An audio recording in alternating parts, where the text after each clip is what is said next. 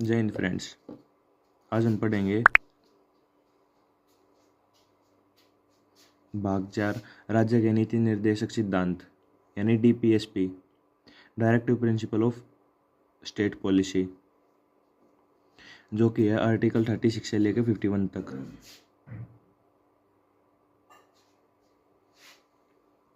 DPSP को हमारे संविधान में आयरलैंड से लिया गया है। फर्स्ट आर्टिकल है आर्टिकल 36, जिसमें कि डेफिनेशन दी गई है कि स्टेट किसको बोलेंगे, यानी राज्य किसको बोलेंगे। जो हम स्टेट देखते हैं, हरियाणा, पंजाब, दिल्ली, ये सब तो स्टेट हैं, लेकिन साथ में जो खुद किसी पे डिपेंड नहीं है, सारा काम वो खुद करती हैं, वो भी स्टेट कहलाती है। जैसे रेलवे है, रेलवे खुद में एक स्टेट है। यूपीएससी खुद में एक स्टेट है। एसएससी है, खुद में एक स्टेट है। मेट्रो है, बैंक है, खुद में एक स्टेट है। ये सब स्टेट होती हैं। फिर है article 37, district court, high court, supreme court, न्यायालय नहीं जा सकते। यानी अगर जैसे रेलवे है, रेलवे अपने बंदों को किसी को पेंशन नहीं दे रही, या किसी की जो सैलरी है वो उसमें इंक्रीमेंट नहीं कर रही, तो हम उसके लिए कोर्ट में नहीं जा सकते, क्योंकि वो रेलवे के ऊपर है कि वो अपने एम्प्लॉय को कितनी सैलरी देगा, या उनको पेंशन देंगे या नहीं देंगे। उसके लिए हम सुप्रीम कोर्ट में नहीं जा सकते। देखते हैं राज्य के नीति निर्देशक सिद्धांत क्या है। राज्य लोक कल्याण की अभिवृद्धि के लिए सामाजिक व्यवस्था बनाएगा, जिसमें नागरिक को सामाजिक, आर्थिक एवं राजनीतिक न्याय मिलेगा। जो राज्य है यानी स्टेट है, वो कोई सी भी स्टेट हो सकती है। हमारी जो कंट्री की स्टेट हरियाणा, पंजाब, वो भी हो सकती है। कोई बॉडी भी हो सकती है जैसे रेलवे, जिसमें नागरिक को सामाजिक, आर्थिक एवं राजनीतिक न्याय मिलेगा। सामाजिक, आर्थिक एवं राजनीतिक। आर्थिक जैसे उसको पेंशन देना, उसको सम्मान में ज़्यादा बड़ी पोस्ट देना। जैसे अपनी गवर्नमेंट है, वृद्धा पेंशन देती है, वो चाहे तो दे भी सकती है, नहीं तो नहीं भी दे सकती। विकलांग को पेंशन मिलती है, विधवा को पेंशन मिलती है। अगर किसी दिन सरकार इसको बाई चांस बंद भी कर दे तो हम उसके लिए कोर्ट में नहीं जा सकते। और वो सरकार के ऊपर डिपेंड करता है कि वो इस पेंशन के रूप में हमें कितने रुपए देगा और कब तक देंगे।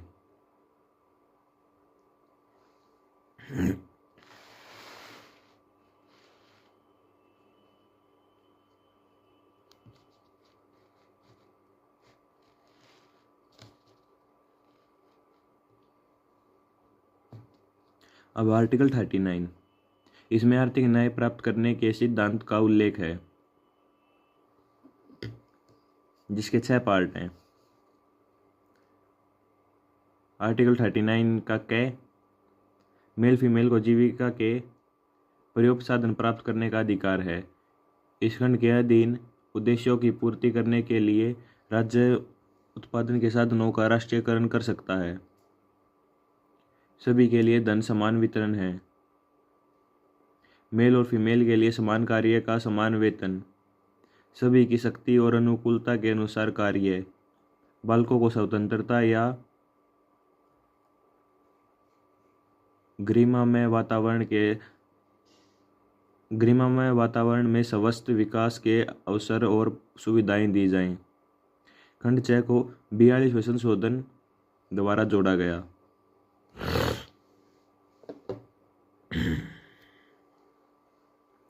आर्टिकल 10, ग्राम पंचायतों का संगठन।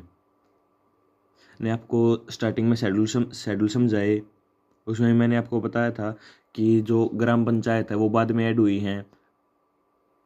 महात्मा गांधी ग्राम पंचायत के सपोर्ट में, लेकिन डॉक्टर भीमराव अंबेडकर ग्राम पंचायत के सपोर्ट में नहीं थे, इसलिए उन्होंने ग्राम पंचायत को DPSP में डाल दिया कि जिस स्टेट को लगेगा कि ग्राम पंचायत ज़रूरी है वो अपने अंदर डाल लेगी। और सबसे पहले ग्राम पंचायत को राजस्थान ने लगाया 1959 में, 1959 में।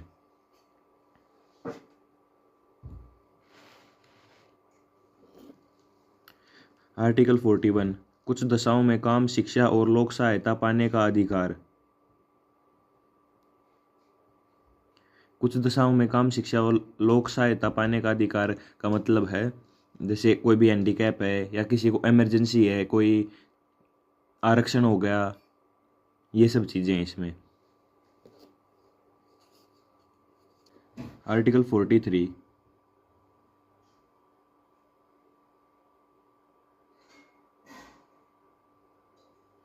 न्याय संगत वेतन और निर्वाह वेतन, यानी किसी बंदे ने कितना काम किया है उसके अनुसार उसे वेतन मिले, और उसके निर्वाह वेतन यानी उसका गुजारा ठीक से हो सके, वो आराम से अपनी रोटी खा सके।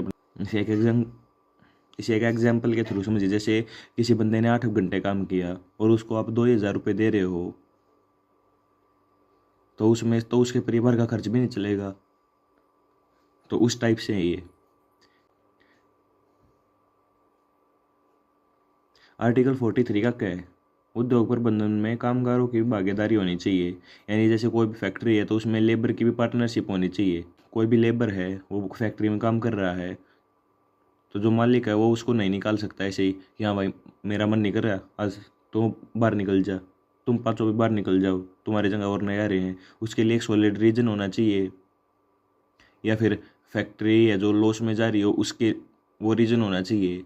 लेकिन अगर फैक्ट्री प्रॉफिट में जा रही है और ऐसे ही हम उस लेबर को बाहर नहीं निकाल सकते। 43 हक है, सरकार को सहकारिता को बढ़ावा देना चाहिए। इसमें हर एक पॉइंट जो डीपीएसपी है, हर एक पॉइंट वो है जो स्टेट के ऊपर डिपेंड करता है कि स्टेट करना चाहे या नहीं करना चाहे। जैसे इसमें है आर्टिकल 43 का ख है, सरकार को सहकारिता को बढ़ाना चाहिए।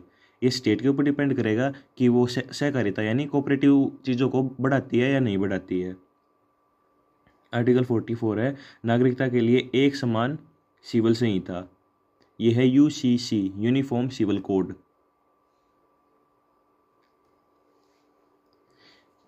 यानी सभी नागरिक हैं, जिस स्टेट में जितने भी नागरिक हैं उनके लिए समान है। जैसे रेलवे है, रेलवे में लगभग समान है सबके लिए। जो भी रेलवे में लगा हुआ है वो सब रेलवे के लिए समान है। ये नहीं है भाई कि इस जाति का है तो इसको ज़्यादा वेतन मिलेगा, ये इस जाति का तो इसको कम वेतन मिलेगा। सबको समान वेतन मिलता है। सबकी ड्रेस कोड समान होता है। कोई भी जैसे आरपीएफ में लगा है, उसके लिए वो कौन सी भी जाति का हो, सबकी समान ड्रेस होगी। कोई लोको पायलट लगा है तो उसकी भी सबकी समान ड्रेस होगी। आर्टिकल 45, 0 से 6 वर्ष के बच्चों को निःशुल्क स्वास्थ्य सेवा, 6 से 14 वर्ष के बच्चों को निःशुल्क शिक्षा। इसे 86वां संविधान संशोधन के तहत 21 के कै में जोड़ दिया।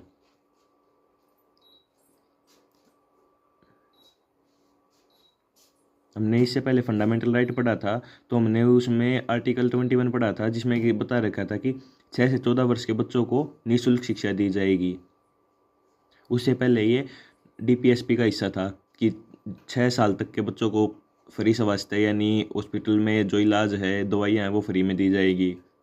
वो 6 से 14 साल तक के बच्चों को गवर्नमेंट की ओर से शिक्षा ही फ्री में दी जाएगी। आर्टिकल 46, SC ST और अन्य दुर्लभ वर्गों के लिए विशेष प्रावधान। इनको आरक्षण देना है, कितना आरक्षण देना है SC ST के लिए विशेष प्रावधान, उसके बारे में है।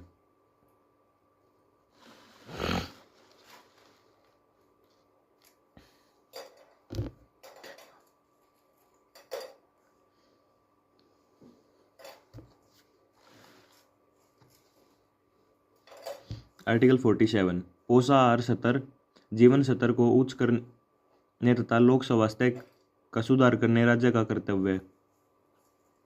मद्यपान और नशीली दवाओं पर प्रतिबंध, यानी हर एक स्टेट का दायित्व है ये कि पोषाहार स्तर हो, यानी सबको अच्छी क्वालिटी का भोजन मिले।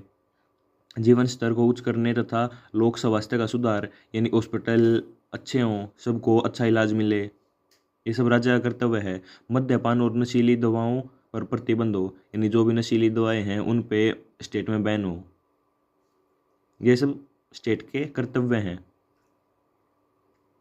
आर्टिकल 48, कृषि एवं पशुपालन, दुधारू पशुओं की हत्या पर रोक। जो भी पशु दूध देते हैं उनको मार नहीं सकते, उनकी हत्या पर रोक। 48 का क्या है? पर्यावरण का संरक्षण तथा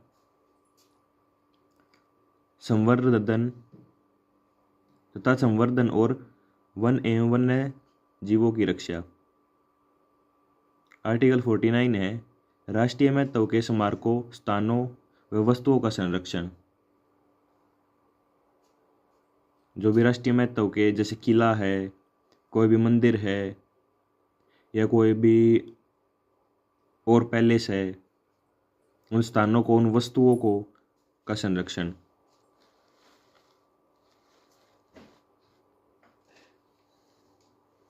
आर्टिकल 50 कार्यपालिका एवं न्यायपालिका का पृथक्करण। यानी कार्यपालिका और जो न्यायपालिका है वो अलग अलग हैं। यानी कुछ लिमिट है न्यायपालिका की भी, उस लिमिट को क्रॉस करके वो कार्यपालिका के बीच में नहीं जा सकती, और कार्यपालिका की भी कुछ लिमिट है जिसको क्रॉस करके वे न्यायपालिका के बीच में नहीं जा सकते। आर्टिकल 51 अंतर्राष्ट्रीय शांति और सुरक्षा के लिए अभिवृद्धि। यानी जो इंटरनेशनल पीस है उसके लिए भी स्टेट को काम करना पड़ता है। आर्टिकल 51 का ए मौलिक कर्तव्य यानी फंडामेंटल ड्यूटीज़, इसको हम अगली वीडियो में पढ़ेंगे।